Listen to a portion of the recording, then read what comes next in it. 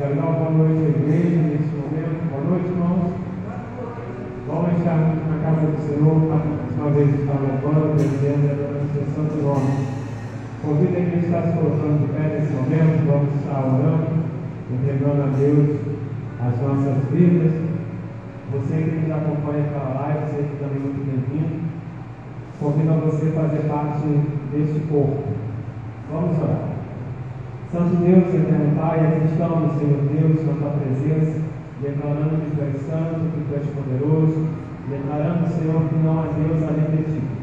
Nesse momento, Pai amado, eu te peço que ouça a nossa oração, ó Deus, porque aqui está o povo reunido para tão somente louvar, bendizer e adorar o teu santo nome. Visita-nos, ó Deus, a cada instante para que possamos crescer segundo o teu querer, ó Pai, em ações de graça para louvar e bendizer o teu santo e bendito nome enquanto estivermos nesta terra. Fique conosco, Pai. Esta oração que eu te faço. Em Cristo Jesus nós já te agradecemos. Amém. Boa noite, igreja. Todos felizes por estar na casa do Senhor, amém? Vamos adorar nosso Deus. Eu sei que nós vamos cantar agora um hino de júbilo, no qual nós vamos agradecer o nome dele, lembrando que ele ressuscitou, que ele venceu a morte e que veio para voltar. Amém? Vamos adorar então o nosso Deus.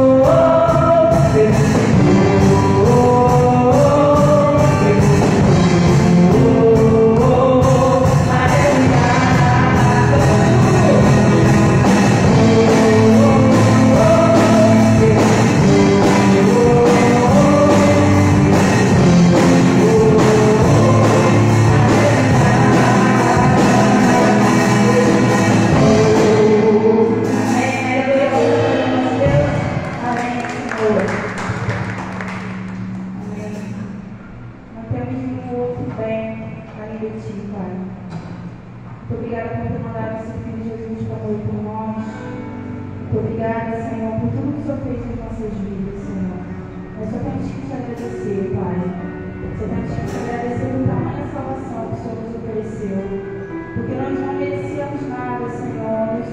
pó, meus sonhos cegos e inúteis, Pai.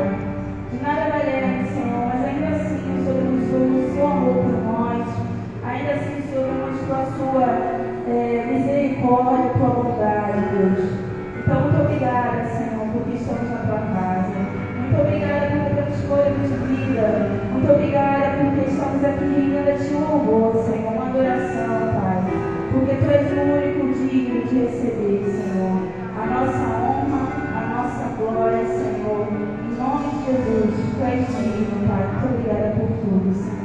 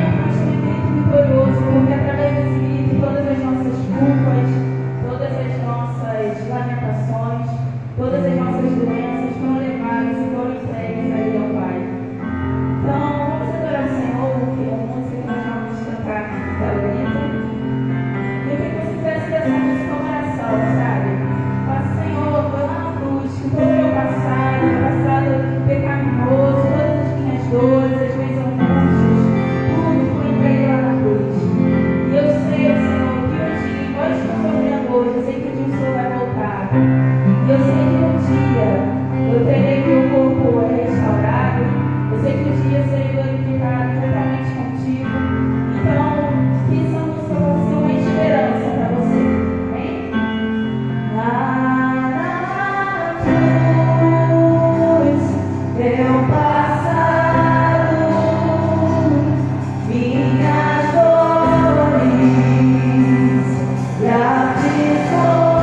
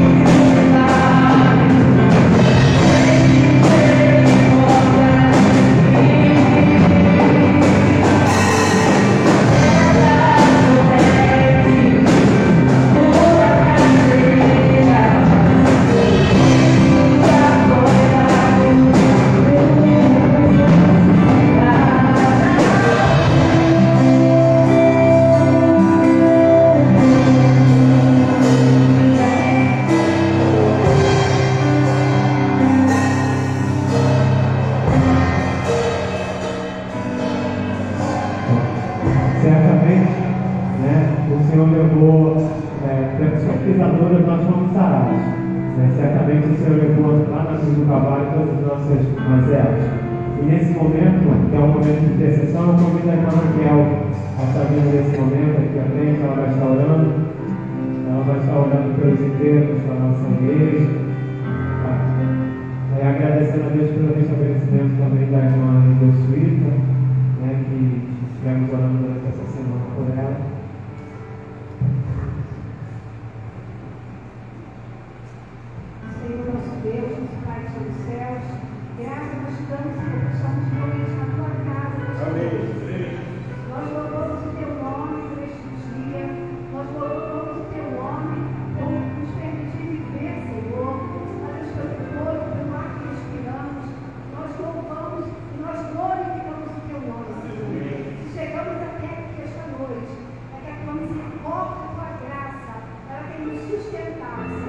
Nós queremos colocar, Deus, nas tuas mãos cada pedido, Senhor, que está sendo feito nesta hora.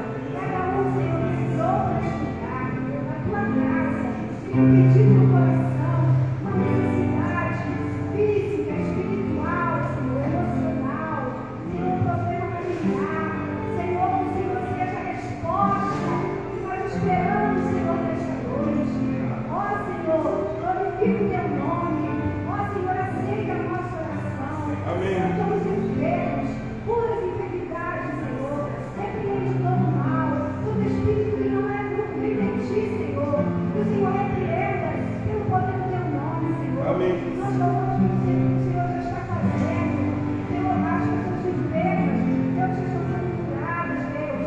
Em tudo nós temos visto a tua mão, Senhor. Que tem usado, Senhor. Ó Deus, para beneficiar, Senhor, tantas coisas, as pessoas.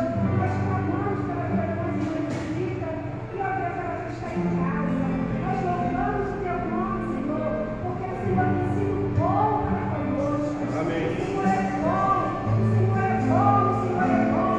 Em todo o tempo, o Senhor é bom. E nós glorificamos o teu nome, Senhor. Deus querido, aceita, Senhor, a nossa oração, mediante a sua vontade, Senhor, que nós possamos render, que nós daremos toda a honra, toda a glória ao teu santo nome, Senhor. A oração, Senhor, que eu faço a ti, com perdão dos teus pecados, no nome de Jesus. Amém. Amém. A licença, estaremos fazendo a leitura bíblica proposta para hoje à noite, em Efésios 2, versos de 11 a 16, que nos diz: portanto, lembrai-vos que, por vós, no outro tempo, eres gentios na carne, e chamados incircuncisão, pelo que na carne se chama circuncisão, feita pela mão dos homens, que naquele tempo estavam sem Cristo, e estranhos às alianças da promessa, não tendo esperança e sem Deus no mundo. Congregação.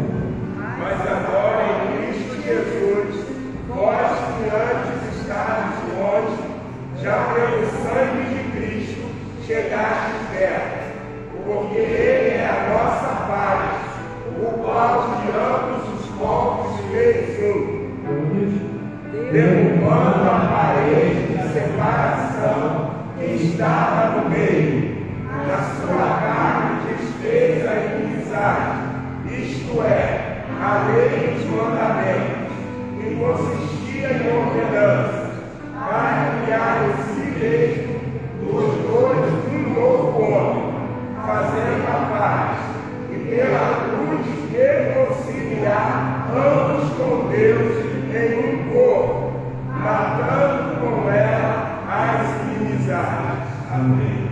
A igreja pode se sentar. Pastor, dá a palavra.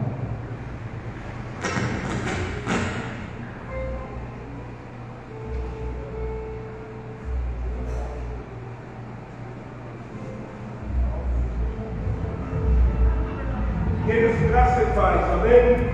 Parte do nosso Senhor e Salvador Jesus Cristo. Você que está tendo a oportunidade de nos acompanhar pela live, nós somos a Igreja Batista Memorial de Rocha Pirana. Estaremos passando alguns minutos louvando e bendizendo o nome do Senhor. Se você sentir o desejo de nos fazer uma visita, a igreja está na Vila Italianos, número 975. Essa igreja tem uma Bíblia grande, isso mesmo. Faça-nos uma visita. Aos irmãos que estão nessa noite aqui presentes, boa noite, graça e paz. Que Deus poderosamente esteja abençoando a vida de cada um de nós nesse momento. Quero agradecer a presença de quem nos visita. Nessa noite nós vemos aqui Jorge, vamos ver a Selminha, carinhosamente como a irmã Sandra chama. Deus abençoe Jorge, Deus abençoe Selminha. Também estamos vendo ali com a amiga da família, né? Grande amiga Mirinha, está com o Gabriel, está com seu segundo filho, falta dela e o Rafael. O Rafael está bem longe. Deus abençoe. É bom poder ter você aqui com a sua família nessa noite. Queridos, vamos orar, vamos falar com Deus, vamos pedir ao Senhor que o Senhor esteja nos abençoando. Pai, em nome de Jesus, queremos te louvar, queremos te bendizer, queremos te agradecer por este momento, quando reunidos nós nos encontramos na tua casa. Queremos pedir em nome de Jesus Cristo que este momento de culto seja completamente edificante. Como acabou de cantar, Jesus, filho de Davi, tenha compaixão de mim. Jesus, filho de Davi, tenha compaixão de nós. Então, Senhor, que esta noite seja uma noite de edificação, onde o teu bom nome seja glorificado. Pedimos que o Senhor repreende toda ação maligna e que as nossas mentes estejam completamente desobstruídas para ouvir a voz do Espírito Santo. Isso nós oramos porque cremos, agradecidos no nome de Jesus. Amém. Amém. Queridos, nós vamos ter o nosso momento de dízimos e oferta. E eu gostaria de convidar a nossa irmã Domingas, que estará nos conduzindo no hino de número 306 do nosso cantor cristão, O Caminho da Cruz. Eu quero convidar mais uma vez a igreja a se posicionar em pé, e eu gostaria de compartilhar, enquanto o irmão vem ensinando caminhos para cá, um texto da palavra do Senhor, quando esse texto nos mostra a realidade do grande desafio de nós estarmos contribuindo na casa do Senhor.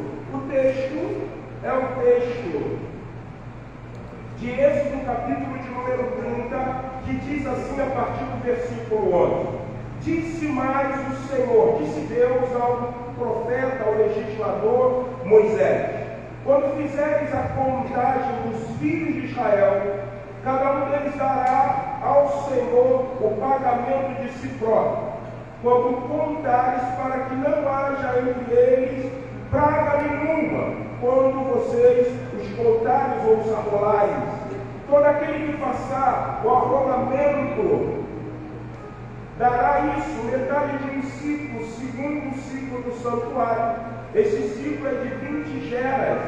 A metade de um ciclo é a oferta do Senhor. Qualquer que entrar no arrolamento de 20 anos para cima, dará oferta ao Senhor. O rico não dará mais do que meio ciclo, nem pobre menos, quando derem a oferta ao Senhor, para fazeres expiação pela vossa culpa.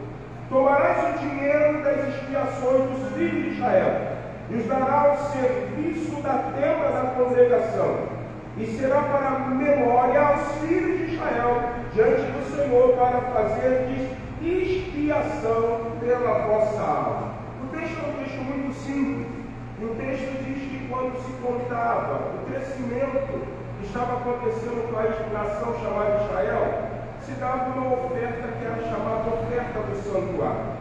E para que era essa oferta? Era justamente para o cuidado da casa do Senhor.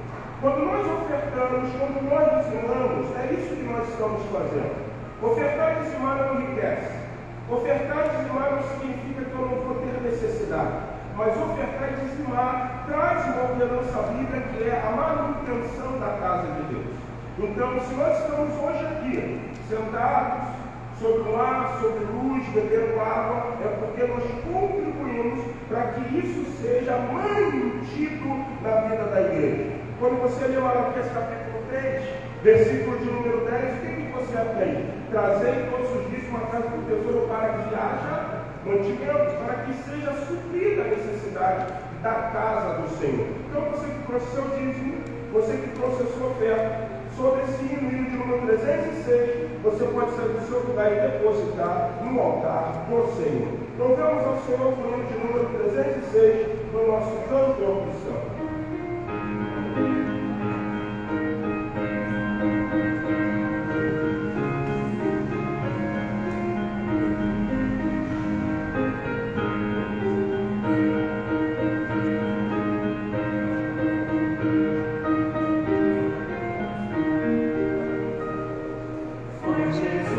Não há outro meio de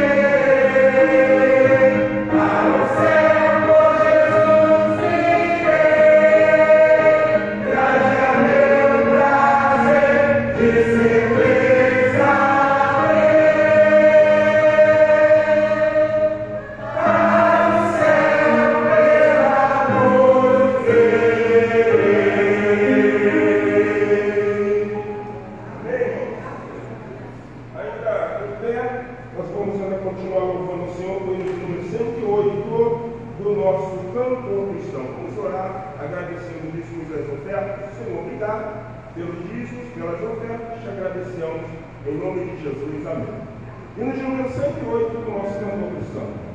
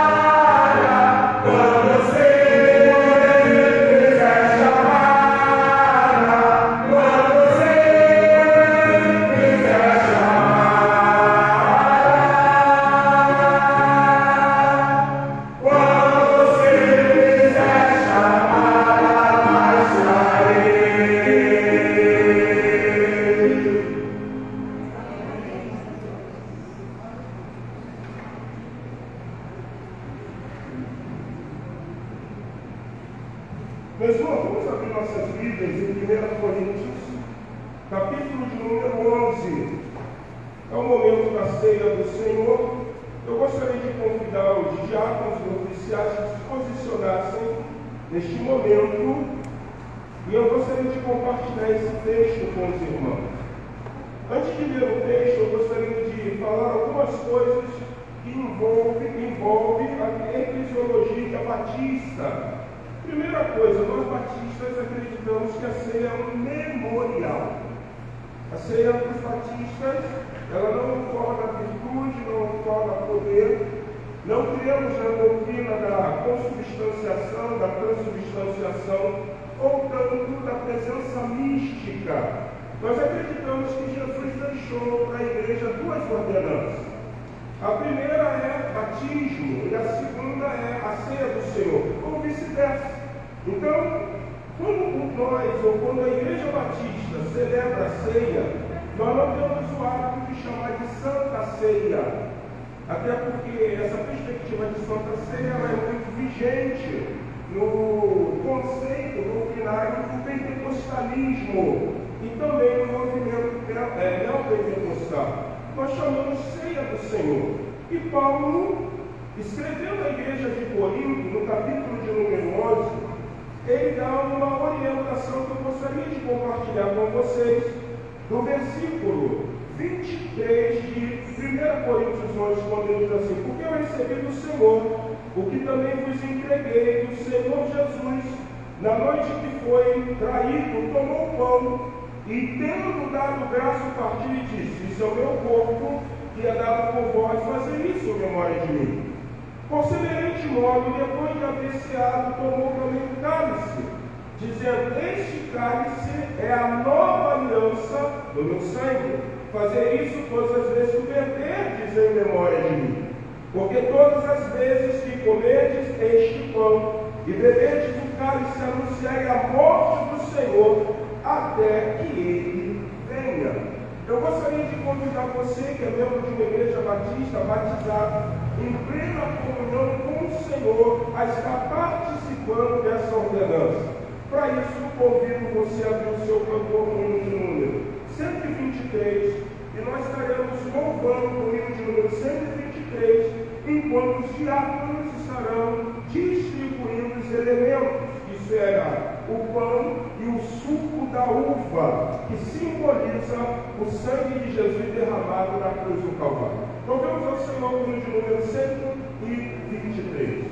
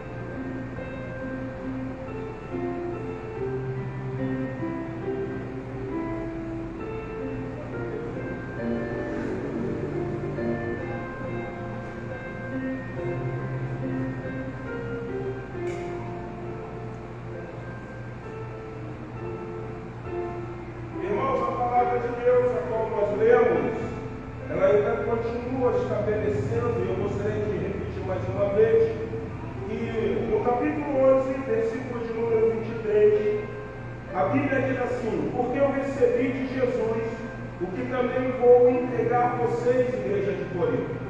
Que o Senhor Jesus, na noite que foi traído, tomou o pão e, tendo dado graça, o partiu e disse: isso é meu corpo que é dado por vós, fazer isso em memória de mim. Antes de podermos o primeiro elemento, o pão, Diácono Israel vai estar orando, dando graça, neste momento, pelo primeiro elemento, o pão. Oramos com a Diácono Israel. Amém, Jesus.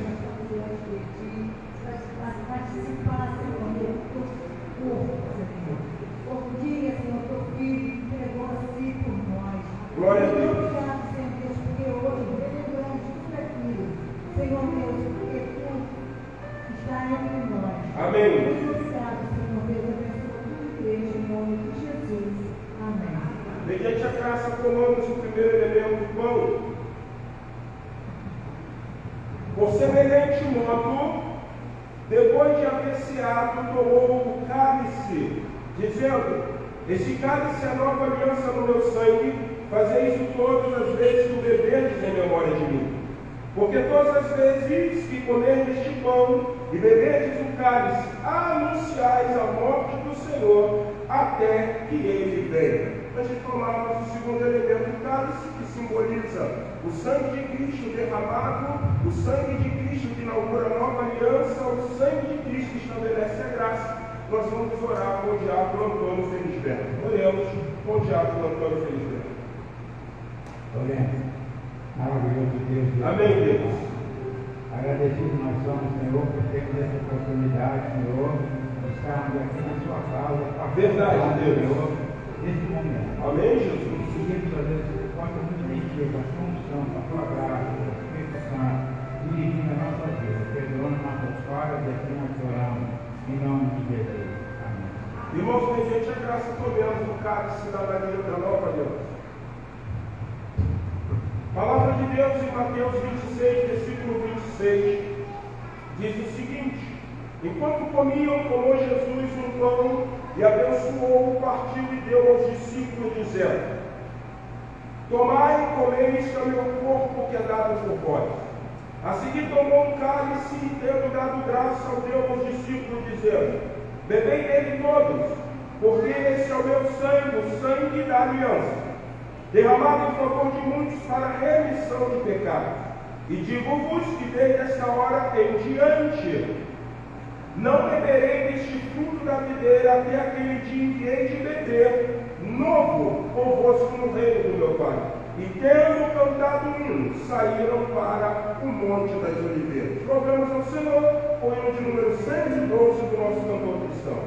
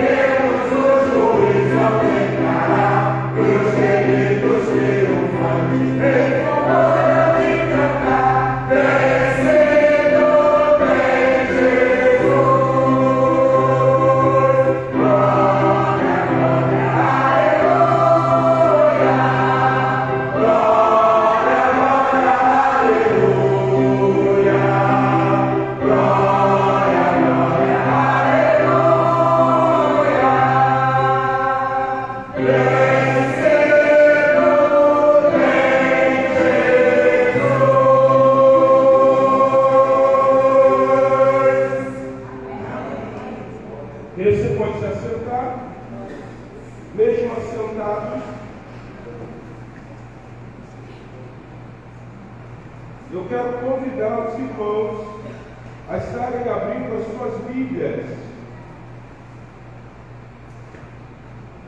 no texto de Marcos capítulo 10.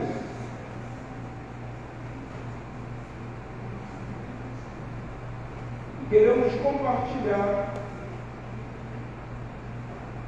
alguns versículos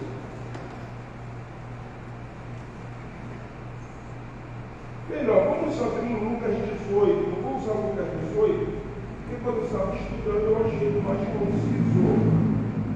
Lucas 18, que fala sobre a cura do cego de Jericó. Lucas 18, versículo 35. Evangelho de Lucas, capítulo 18, versículo 35 diz assim: aconteceu que ao aproximar-se ele de Jericó, estava um cego sentado à beira do caminho, pedindo esmolas, e ouvindo o tropel da multidão que passava, perguntou o que era aquilo. Anunciaram que passava Jesus o Nazareno.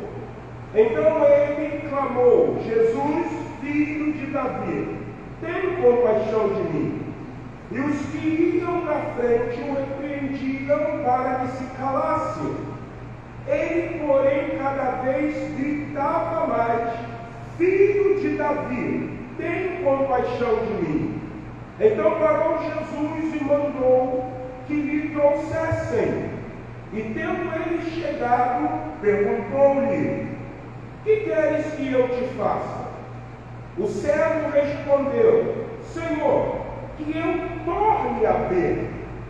Então Jesus disse: recupera a tua vista, a tua fé te salvou.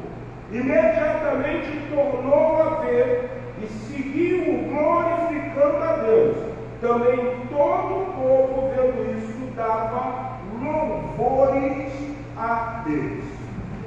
Senhor, em nome de Jesus, pedimos que a tua palavra seja clara, mas também objetiva, e que adentre os nossos corações pela ação e pela força do Espírito Santo. Te oramos em nome de Jesus. Amém. Amém. Queridos, obrigado por ver. Nesse restante de culto que ainda temos, nesses minutos, eu gostaria de pensar um pouquinho com vocês sobre esse texto tão singular, um texto que não é desconhecido da igreja, que muitas vezes também não é desconhecido de uma pessoa que não seja evangélica. O texto relata a necessidade de um homem.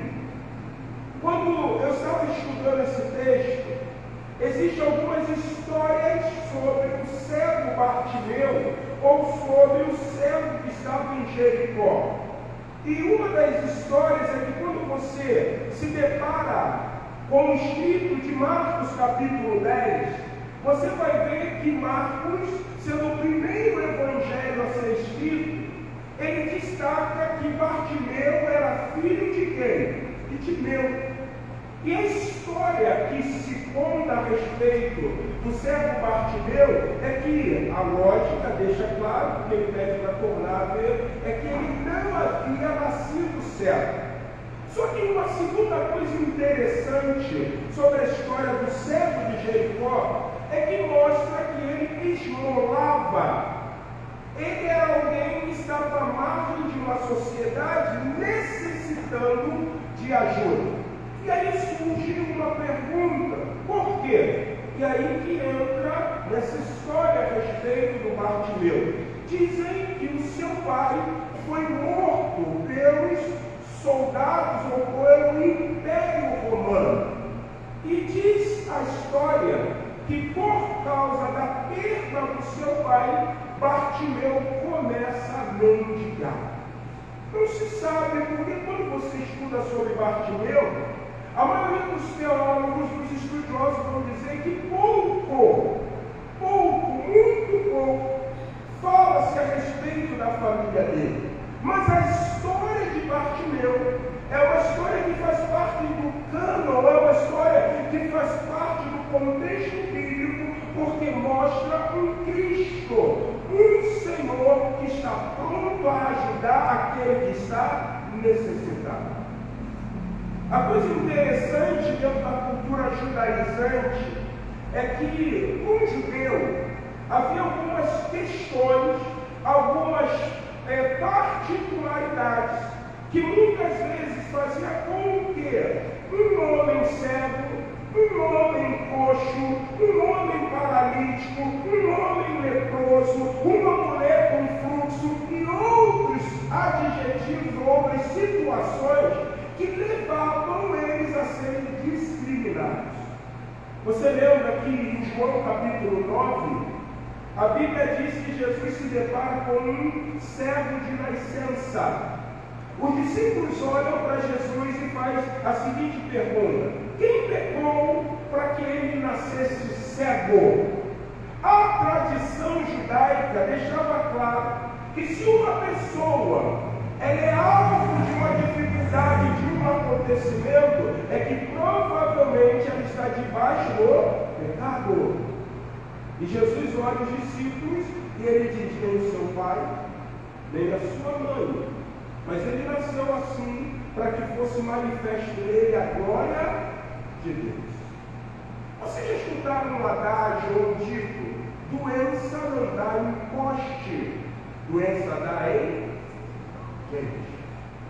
E quando nós estamos acometidos de uma situação de calamidade, é porque acredito eu que o grande amor de Deus na pessoa do seu Filho Jesus tem por finalidade trazer, manifestar sobre a vida daquele que enfrenta uma dificuldade o seu grande poder.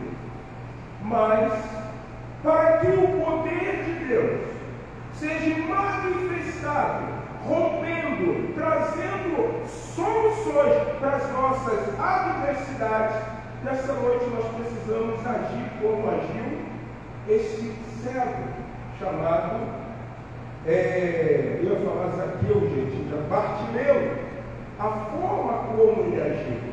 Então, como que Bartimeu age para que ele se tornasse alvo do amor, da misericórdia, do grande curar, do grande feito estabelecido por Cristo Deus? O versículo de número 35 de Lucas começa a dizer no capítulo 18: aconteceu que, aproximar-se ele de Jericó, estava um cego assentado à beira do caminho. E o que ele estava fazendo? Esmolando. Você já entendeu por que ele esmolava? A historicidade vai estabelecer que ele pode ter esmolado. Por quê? Porque perdeu seu pai, começou a passar necessidade, ou porque ele havia adquirido a cegueira. E isso era uma condição dentro da cultura judaica de que a mão ou a ira de Deus estava sobre ele, ele não era um homem agraciado. E o versículo 36 diz: e ouvindo o tropel da multidão. Transliterando para ficar mais fácil, ouvindo ele, Bartimeu, a multidão se movendo, andando, ele faz a seguinte pergunta: o que está acontecendo? O que é isso? O primeiro posicionamento desse cego, que chamamos de Bartimeu, ou cego de Jericó, é o interesse de saber o que estava acontecendo. É interessante, né, que, certa ocasião, brincando com uma pessoa, um indivíduo vira-se e ele faz uma pergunta muito simples: como um cego faz para pedir tesoura? E aí a pessoa faz assim. E aqui perguntou, disse: não, ele é cego, ele não é mudo. Ele vai falar: eu quero uma tesoura. O problema é que a cegueira não foi impedimento para que ele manifestasse um interesse. As soluções das adversidades estabelecida por Jesus requer que, em primeiro lugar, eu tenha um interesse de, em primeiro lugar, sair do contexto que eu estou vivendo para viver uma transformação. Parece que eu fui um pouco prolixo. Sabe o que eu quero dizer? O interesse de saber o que estava acontecendo foi a condição para a mudança do estigma de vida de quem? De Bartimeu. O que nós temos visto é muitas vezes uma sociedade pautada num segmento que é o seguinte: está desse jeito, não vai mudar, e vai ficar do jeito que está, então está tudo certo. Não, Bartimeu, o cego de Jericó, não agiu assim. Ele era cego, mas ele falava, ele ouvia e gerou nele uma perspectiva para que ele fosse alvo do socorro divino, de saber o que está acontecendo. Havia interesse, e aí viram-se para o cego de Jericó, e diz a palavra, anunciaram-lhe que passava Jesus o Nazareno. O interesse de mudança de vida deste homem vai acarretar para a vida deste homem solução, porque agora falam para ele o seguinte: é Jesus que está passando. Eu acredito, não sei, não posso afirmar se a mulher de fluxo de sangue foi curada antes ou depois, mas eu posso usar esse texto como um referencial para o interesse de Bartimeu. A Bíblia diz que uma mulher, ela sofria de uma hemorragia menstrual e já tinha alguns anos. A Bíblia relata que se uma mulher ela passasse de 10 dias com fluxo menstrual, ela era considerada uma mulher impura. Então tudo que aquela mulher tocava era impuro. Se aquela mulher tivesse um marido, o código judaico daria a condição do marido repudiá-la, porque ela era uma mulher imunda. Ela perdia a identidade, porque ela não era mais chamada de Raabe, ela não era mais chamada de Maria, ela não era mais chamada de Isabel, ela não era mais chamada pelo nome, ela era estimada como uma mulher imunda. A Bíblia diz que essa mulher está enferma há 12 anos. E ela ouviu falar da fama de Jesus. O texto diz no Evangelho de Lucas que ela havia gasto todo o seu dinheiro e ninguém havia conseguido trazer cura para essa hemorragia menstrual. Mas quando ela ouviu falar de Jesus, quando a Bartimeu, quando ao cego de Jericó é anunciado que passava Jesus, o texto da mulher do fluxo de sangue diz: eu apenas tocar. O texto de Lucas, capítulo 18, que fala do cego de Bartimeu, diz: se eu apenas gritar por ele. Se eu apenas, mesmo com a minha dificuldade da visão, pedir a ele vai o quê? Me curar. Quando eu estou predisposto a me mover, quando eu estou predisposto a aguçar a minha fé, ouvindo que Jesus está passando, sabendo que Ele tem poder para curar e dar a minha hemorragia, eu vou ser alvo do milagre de Deus. O que muitas vezes falta na vida do ser humano é esse impulso para que a fé seja desenvolvida. Ele está tão inserido no conformismo que ele usa aquela célebre frase que falava, eu nasci assim, eu morri assim, eu vou viver assim, Gabriela. O cego Bartimeu não. Ele tinha dificuldade na visão, mas ele ouviu, e quando ele ouviu, ele perguntou. Por quê? Porque ele não estava estimando a sua vida. Ele queria viver algo por parte de Deus. Ele acreditava que Jesus era extremamente poderoso para trazer sobre a vida dele algo que ele havia perdido. pois o texto diz que ele um dia enxergava e agora ele estava cego. Se nós queremos ser alvo do amor de Deus, se nós queremos ser alvo da misericórdia de Deus, nós precisamos nos mover. Nós precisamos dar um passo na direção daquele que tem poder para transformar, na direção daquele que tem poder para mudar a sua vida. Você vai continuar querendo viver essa síndrome de Gabriel? Ou será que você vai querer agir como a mulher do fluxo? Ou será que você vai querer agir como o cego Bartimeu, que mesmo cego, mas entendendo que ainda existia um movimento, ou melhor, um impulso sobre a sua vida, que era falar, e ele começa a perguntar, e anunciam a ele que quem estava passando era Jesus. Então, o versículo de número 35 fala que ele clamou.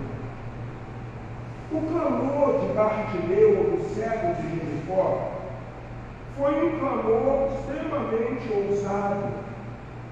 Foi um clamor extremamente pautado em fé. O texto relata que quando ele começa a usar um termo messiânico para Jesus, Jesus, filho de Davi, tem o quê? Misericórdia de Deus. Você vai ver que a ousadia deste homem, ela foi tão forte, tão poderosa, que o próprio texto diz que alguns mandavam ele o quê? Sabe o que eu quero dizer para você? Alguma particularidade, um individualismo. Ninguém está interessado com o seu problema. Por isso que muitas vezes a multidão quer que você o queira. Você já viu uma coisa interessante? Um dia desse um rapaz chegou para mim e falou assim, caramba, eu estou aqui com o meu joelho doendo muito. E quando ele falou aquilo, eu achei uma coisa muito real, né? Eu não dei muita atenção porque não era o meu joelho. Eu estava sentindo o meu joelho doendo. Você já viu quando você vira para alguém e diz, eu estou sentindo dor desse? Aí fala, não melhora. Mas nós não sabemos a dimensão da dor que a pessoa está sentindo, porque quem está sentindo é a. Então as pessoas começaram a dizer para ele, fala, tio, não está vendo que você importuna o mestre? Não está vendo que a tua gritaria, o teu histerismo incomoda? Não, irmãos. O movimento da fé, a ação da fé, requer não gritar, mas a persistência. Vocês lembram lá o que diz Lucas, capítulo de número 19, né, quando fala de Zaqueu, o publicano. Zaqueu tinha um problema físico, ele era um homem o quê? De pequena estatura. E ele queria ser notado ou visto por Jesus. E o texto diz o quê? Que ninguém estava preocupado se ele podia ver ou não. Ninguém chegou na camaradagem e fez como aqueles paralíticos que desceram no telhado e falaram o seguinte, Zaqueu, o que você quer? Eu quero ver, vamos daqui, eu vou ver você. Não. A multidão, ela está interessada em resolver os seus o quê? Problemas. E o que Zaqueu fez? Subiu a uma figueira branca. E é interessante, irmãos, que quando nós queremos que Deus esteja entrando com providência, que Deus esteja exercendo misericórdia na nossa vida, nós vamos nos mover, nós vamos confiar que é Jesus que está passando, mas nós vamos fazer ou agir de forma, pelo argumento, pela dimensão da fé, para que eu e você sejamos o quê? Notados. O que fez Deus notar na pessoa de Cristo, Zaqueu nesse cômodo, foi a sua aldeia, a sua fé. Desce daí. Tanta gente na multidão. E Jesus vira para aquele homem que ninguém está por ele e diz, desce daí. Porque hoje convém pousar na sua aldeia. E por que Jesus nota Zaqueu? Por que Jesus nota Bartimeu? Porque o estigma daquela vida, dessas vidas, estavam completamente comprometidos. Deus vai nos notar quando nós executarmos o mecanismo de uma fé, nos movendo, mas Ele vai nos notar por causa do estigma que nós estamos carregando. Qual é o estigma de Zaqueu? Ele era um homem fraudulento, publicano, maioral, e o que acontece? O imposto era pago ao Império Romano, mas ele, como publicano, ele botava um pedacinho e defraudava. Então os judeus não gostavam de Zaqueu, sendo ele também um judeu, só que publicano. Qual é o estigma dele? Ele vai e vira-se para Jesus e diz: se eu tenho defraudado alguém, eu restituo segundo a lei da restituição. Jesus olha para Zaqueu e diz: hoje tem salvação nessa casa, porque esse também é um filho de Abraão. Qual é o estigma de Bartimeu, o publicano? Ele era cego. Ele estava à margem de uma sociedade. E o estigma que ele carregava é que ele estava vivendo assim, porque provavelmente sobre a sua vida havia uma consequência de pecado. Deus vai manifestar a sua misericórdia. Deus vai manifestar a sua bondade na nossa vida quando nós entendermos que não é a nossa cegueira, que não é, pastor, eu não sou defraudador, que não é o fluxo de sangue, mas que é o pecado que reside em nós. A Bíblia fala que o pecado faz separação entre o homem e Deus. O homem que disser que não tem pecado, esse é o quê? Mentiroso. Então eu preciso executar a minha fé, ser alvo da misericórdia de Deus. Por quê? Porque sou pecador e necessito do perdão de Deus. A Bíblia relata, a Bíblia diz, no versículo de número 39, que os que iam na frente o repreendia para que se calasse. Ele, porém, cada vez gritava mais: Filho de Davi, tem misericórdia de mim. E olha o que diz o versículo 40. Então parou Jesus e mandou que lhe trouxessem. E tendo ele chegado, perguntou: o que queres que eu te faça? O desenvolvimento da fé do cego de Jericó é interessante, porque ele sabia que estava levando ele a um Cristo poderoso para que mudasse o segmento da sua vida. O que levou ele a se mover, o que levou ele a entender que Jesus podia resolver, o que levou ele até a compreensão que ele carregava um estigma. E agora ele vai viver uma coisa interessante, que todo estudioso vai deixar bem claro. Quando Jesus vira para ele e diz: o que queres que eu te faça? Ele tem convicção que Jesus é poderoso para dar a ele novamente o quê? Vista. Aquele que se aproxima de Deus tem que crer que ele é o quê? O que eu quero que você entenda nesta noite, meu irmão, é que para Deus não existe grandes problemas. Para Deus nós vamos carregar um adágio, um dito popular, uma frase de para-choque de caminhão. Nunca diga para Deus o tamanho do seu problema, mas diga para o seu problema o tamanho do seu Deus. O que quer que ele faça?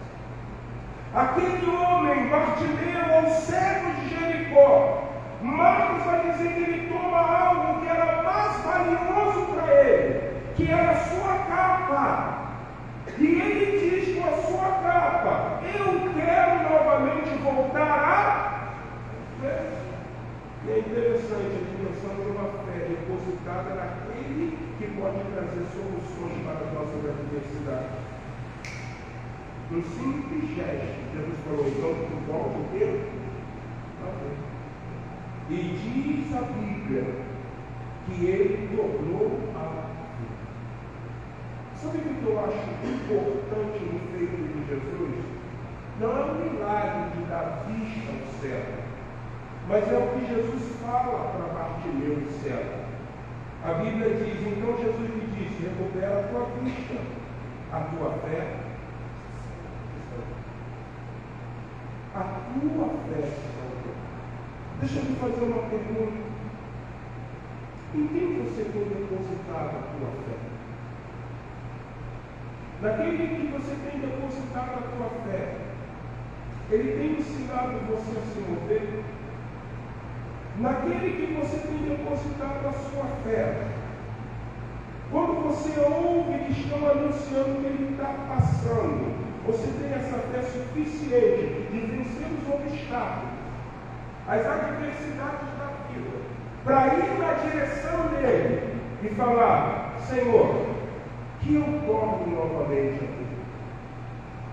Jesus deixa claro que nesse exato momento, quando ele efetua um milagre na vida deste homem chamado Bartimeu, Jesus diz: a tua fé te salvou. A Bíblia diz que nós somos salvos por fé. Crer em Jesus é fé. Em época de câmera fotográfica, a Kodak lançou uma propaganda, um marketing muito interessante.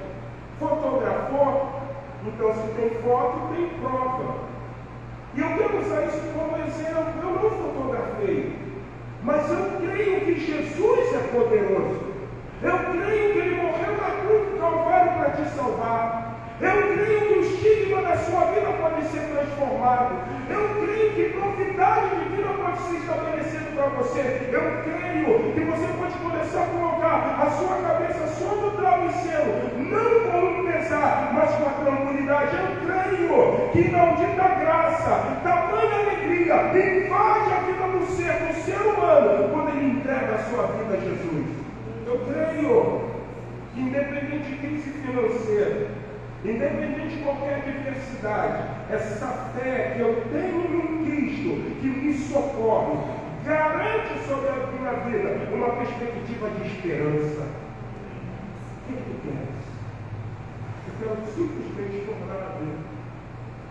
Eu quero ser conhecido como Zaqueu, como Bartimeu. Eu não quero ser mais conhecido como Servo de Jericó. Eu não quero ser mais salvo da crista social. Eu quero ter o estigma da minha vida completamente transformado. Jesus vira-se e diz: então veja, e a tua fé te salvou. E aí o versículo de número 42 diz assim: então Jesus lhe disse: recupera a tua vista, a tua fé te salvou. Imediatamente tornou a ver e seguia-o, glorificando a Deus. Também todo o povo, vendo isso, dava louvores a Deus. Eu vi três coisas interessantes na ajuda divina da pessoa de Cristo sobre a vida do servo Bartimeu. Primeira, quando ele recupera a vista, imediatamente ele se torna discípulo. Porque imediatamente a Bíblia diz que ele começa a quê? Seguir. A Bíblia diz que quando aquele servo de nascença de João capítulo 9, ele é curado. Você já viu o que João fala? E é interessante porque Deuteronômio, ele ressalta que um coxo, um cego, um paralítico, um homem com defeito, ele não tem acesso à congregação. Em João capítulo de número 9, aquele servo de nascença, quando ele é curado, o texto diz que ele anda pelo templo, o quê? Saltando. Parece que era o grande desejo dele, ter agora acesso à congregação. O texto de Lucas 18 diz que no exato momento que Bartimeu volta a ver, tomando da sua capa, que protegia ele do sol, que provavelmente protegia ele mais do frio, porque na Palestina, pela manhã é um sol muito forte, mas à noite é muito frio. Diz que imediatamente ele começa a ter seguir. Se eu quero ser alvo da misericórdia, da bondade de Deus, é um pagamento? Não, mas é uma forma de ser grato, seguindo, indo a ele. A Bíblia diz que Jesus, em certa ocasião, ele se deparou com 10 homens leprosos. Um homem com lepra significa que ele está debaixo da lei do pecado. Ele fez algo tão grave que Deus o penalizou com a lepra. E aqueles homens vão a Jesus. Jesus cura os 10, mas o texto diz que somente um volta. O que Deus muitas vezes espera é o nosso agradecimento. E qual é a melhor forma de nós agradecermos a Deus? É nos tornando um discípulo. O segundo coisa interessante. Do feito extraordinário de Jesus, Deus, na vida do cego Bartimeu, é que ele começa a glorificar a Deus. Ele reconhece que ninguém foi capaz de trazer soluções para a sua adversidade, mas Deus foi. Ele pode ter morrido de AVC, ele pode ter morrido de câncer, ele pode ter morrido de morte natural, ele pode ter morrido com água na pleura, ele pode ter infarto no miocárdio, ele pode ter morrido de alguma coisa, mas uma coisa eu sei, cego ele não morreu. A Bíblia diz que ele tornou a ver, e por isso o discípulo que é grato, ele glorifica o nome de Deus. Terceira coisa, e aí para mim é muito importante, todo o povo, vendo isso, dava o quê? Louvor. Todo o povo que conhecia Bartimeu, o cego, estava em Jericó, que mendigava não há 1, a 2 ou 3, 4 anos, mas muitos anos. Agora eles estão vendo aquele homem seguindo Jesus. E provavelmente aquele homem olhando para pessoas e dando um sorriso e dizendo: a minha vida foi mudada. Há um novo estigma porque eu consegui desenvolver a fé do Filho de Deus. Eu vi, eu acreditei, fui na direção e tinha plena convicção de que ele era extremamente poderoso para entrar com a solução do meu problema. Pastor Veloso, em década de 90, quando ele dirigiu o Projeto Amor, ele foi pregar no Congresso de Juventude da Primeira Igreja Batista de Irajá. Eu já contei isso aqui, vou contar de novo. E ele levou 2 jovens, melhor, um jovem. Esse jovem hoje ele é um pastor, amigo meu do Face, eu conheço ele. E esse jovem foi falar no meio de outros jovens. Década de 90 é bem diferente da juventude de hoje, mas hoje se vive com AIDS, porque já se vê o quê? Cura. A AIDS, o ser soropositivo, não é a doença do momento. Eu tenho pessoas conhecidas que são idéticos, estão bonitos, estão bem afeiçoados, estão no seu coquetel, vivem uma vida normal. Mas só que naquele ano era diferente. A AIDS estava com um vulto extremamente exagerado. Há pouco tempo, um compositor da música popular brasileira havia morrido. E aquele jovem começou a relatar um pouco da sua vida. Ele começou a dizer que, muito novo, ele começou a usar maconha. Da maconha, ele foi para um outro tipo de droga. E aquela droga, a maconha ou a cocaína, já não preenchia de forma extremamente vigente. Ele começa a injetar. E ele, nesse convívio de viciados, ele adquiriu o que seria a SIDA, né, o AIDS. E ele falou: agora minha vida acabou. O Projeto Amor era um projeto que trabalhava com dependência química só em jovens. E o que aconteceu? Ele conheceu o Projeto Amor. Se converteu, aceitou Jesus Cristo. E ele começou a ter uma perspectiva de vida. Ele tinha um amigo no Projeto Amor, também soropositivo. E começaram a orar. E ele auscultou o seu amigo no momento de oração para que ele fosse curado. E esse amigo orou com instância, orou, exercendo a sua fé, querendo uma mudança de estigma para a sua vida. E ele vai ao pastor Ari Veloso e diz o seguinte para o pastor Veloso, e diz o seguinte: pastor Veloso, eu orei e ele disse que eu estou curado. O pastor Veloso olha aquele jovem e diz o seguinte: sem problema nenhum, eu acredito que Deus faz milagre, eu acredito que Deus cura, vamos fazer um exame. Fizeram o exame e o pastor Veloso chega e pergunta àquele jovem: você está pronto a saber o que aconteceu com você? E sim. E aí, eu estou curado, Deus disse que eu estou curado. E quando abri o exame, ele não era mais soro positivo. Esse jovem que estava testemunhando falou: se Deus fez na vida dele, também pode fazer na minha. Agora que fora curado, que ele ajudou orando, começa a orar por ele. E eles começam a orar. E ele também diz: pastor Veloso, Também Deus me disse que eu estou curado. Pastor Veloso ora para ele e diz o seguinte, sem problema nenhum. Você lembra que teu companheiro falou isso para mim, e nós fizemos um exame, e ele foi, da mesma forma vamos agir com você. E eles foram, fizeram, colheram sangue, e a Pastor Veloso chega para o exame e fala assim, você também está preparado? Tá? E quando abriu, ele continua sendo soro positivo. Você pode imaginar, quando de jovem, tinha 17, 18, 19 anos, você parece que se frustra pelo que aconteceu na vida de quem? Aquele jovem. E ele falou assim, não se frustre não, porque Deus não me curou da AIDS, mas curou a minha alma da maior enfermidade, que é o pecado. Eu vou morrer com AIDS, mas não vou morrer debaixo da lei do pecado.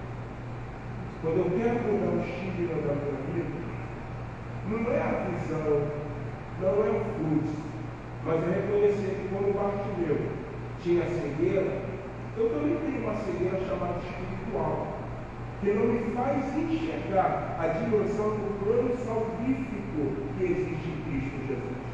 Jesus morreu na cruz do Calvário para salvar você da maior enfermidade chamada pecado. Vamos colocar em pé? Eu quero orar terminando esse culto. Agradecer você que saiu da sua casa, agradecer a presença do Jorge, agradecer do Castro, do Jorge, do Castro, da Celcinha, da Mirinha, de todos que estão aqui, Gabriel, do seu outro filho, Mirinha também. Agradecer você, mas eu não posso terminar esse culto sem te fazer um convite. E é Jesus que está gritando hoje para você. E Ele espera que você ouça e seja inovado. Qual é o convite? Eu quero convidar você a entregar a sua vida a Jesus. Eu quero entregar a você, eu quero convidar você, perdão, a se tornar um seguidor de Jesus. Hoje pela manhã nós falamos uma coisa, né? A Igreja Batista de Gaspar, de Santa Catarina, fez um trabalho de evangelização. E uma jovem deu história, né, do Rios, ela, com a alegria de coração, estava dizendo assim, entramos dentro do restaurante, entregamos um presente à dona do restaurante, ela ficou tão feliz com aquele presente, que ela queria que todos os jovens que estavam com a gente, que não era um grande número, óbvio, almoçassem no restaurante dela. E nós falamos, não, nós estamos evangelizando, não podemos. E a menina virou e perguntou assim, a senhora conhece Jesus? Ela sim conhece Jesus. Todos nós conhecemos Jesus. Mas a menina perguntou, mas a senhora já entregou a sua vida a Jesus? Ela não. E ofereceu o plano da salvação. O plano da salvação é simples. Jesus veio, morreu pelo homem pecador, para que o homem pecador fosse salvo e reconciliado com Deus e morasse no céu. Por isso veio Jesus, para desfazer o pecado, para trazer transformação, para mudar a sua vida. Eu acredito que você conhece Jesus, mas eu quero perguntar nessa noite se você quer entregar a sua vida a Jesus. Se tornar um cristão, um seguidor. Aqui não existe homicida, aqui não existe adúlteros, aqui não existe. Mas se você está diante de uma situação dessa, se Jesus vai mudar a sua vida. Essa é a perspectiva do Evangelho. A igreja está orando por você. A igreja está intercedendo. E se você entendeu essa palavra, faça essa oração comigo. Não precisa gritar não. Faz aí baixinho com você mesmo, entregando a sua vida ao Senhor Jesus. Senhor Jesus, obrigado por esse domingo. Eu poderia estar em muitos lugares, mas aprove o Senhor me trazer a um lugar chamado igreja. Ouvi a história de um cego que queria, pelo intermédio da fé, mudar o estigma da sua vida. Ele se move, ele não vive conformismo, ele chama a atenção de Jesus. Jesus o nota, e ele segue, e ele enxerga, e ele glorifica a Deus. Eu não estou cego fisicamente, Mas espiritualmente, quando eu entrei aqui, eu não tinha dimensão de quem era Jesus. E agora eu sei que Jesus é o Filho de Deus, que foi enviado ao mundo para salvar o homem de uma enfermidade chamada pecado. Então eu faço essa oração, entregando a minha vida a Jesus, pedindo perdão pelo meu pecado, e que meu nome esteja escrito no livro da vida, para que quando o Senhor receber a ordem de Deus Pai, para vir buscar a sua igreja, eu possa ouvir: vinde bendito do meu Pai, para uma terra que está preparada desde a fundação do mundo. Obrigado por este culto, te oro agradecido, em nome de Jesus. Amém. Amém. Eu gostaria de perguntar a alguém nessa noite que fez essa oração de entrega, alguém que nessa noite quer: pastor, eu quero entregar a minha vida a Jesus, pastor, eu quero nessa noite aceitar Jesus como meu único Senhor e Salvador. Alguém? Mas somente você levantou as suas mãos. Alguém, homem, jovem, criança, uma pessoa assim: pastor, eu fiz, eu quero entregar a minha vida a Jesus. Onde está a primeira pessoa? Alguém, que você possa aproveitar essa oportunidade. É um momento difícil, eu estive no seu lugar. Com 18 anos de idade, eu pensei: poxa, eu não vou poder mais fazer isso, eu não vou poder mais andar nisso, eu não vou poder mais curtir isso. Mas existiu uma voz falando: entregue a sua vida a Jesus. E eu acredito que foi a melhor decisão da minha vida. Alguém que fez essa oração, senão que Deus poderosamente em Jesus esteja abençoando a vida dos irmãos. Querido, eu quero agradecer a você que esteve conosco neste culto, você que nos acompanhou numa live. Que Deus poderosamente em Jesus esteja abençoando as nossas vidas. Vamos orar, agradecendo ao Senhor.